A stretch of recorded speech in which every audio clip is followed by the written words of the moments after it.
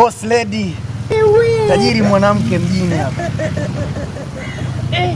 Habari yako?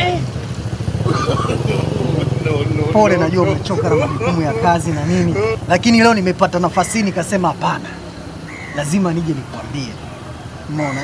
Kwa sababu sisi bwana, watu watupendagi majungu, watupendagi fitina. Unaona?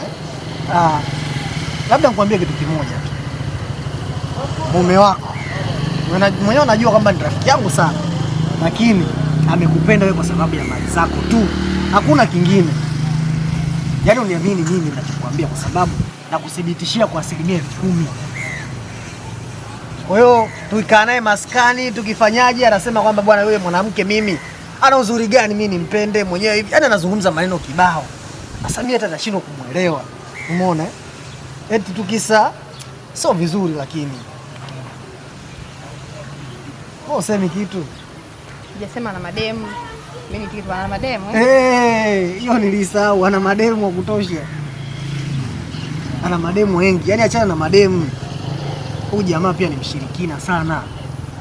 Yaani mtu kwenda kwa waganga kila siku nakwambia. Mshirikina na anakuloga wewe. Ananiloga Sawa. Kwa hiyo kaa naye mbali huyo jamaa, ikiwezekana hata muache, yaani hata leo, kwa sababu wewe ndo kila kitu. Wewe ndo una hela, wewe ndo una majumba, una nini, achana naye ka vipi? Sawa. Mimi ndo kila kitu. Alafu naanzaje kumwacha? Na mimi ndo kila kitu kwake. Sasa ndio kama hivyo nakuibia siri. Ndio kama hivyo nakwambia hafai jamaa. Yaani hafai kuigu kabisa hata na jamii. Sasa sikia kwa mimi. Unanibia siri. Siku utavyoichukua moja kwa moja, utaje kuletea. Ila kwa hapo anapoiba, bado sijapokea. Yaani utaweza kunielewa kwa sasa, lakini siku ikifika, haya maneno yangu ambayo unazungumza yakatimia, wewe mwenyewe utagundua. Kumbe kumekatazwa. Unasikia? Kumbe mpo wote.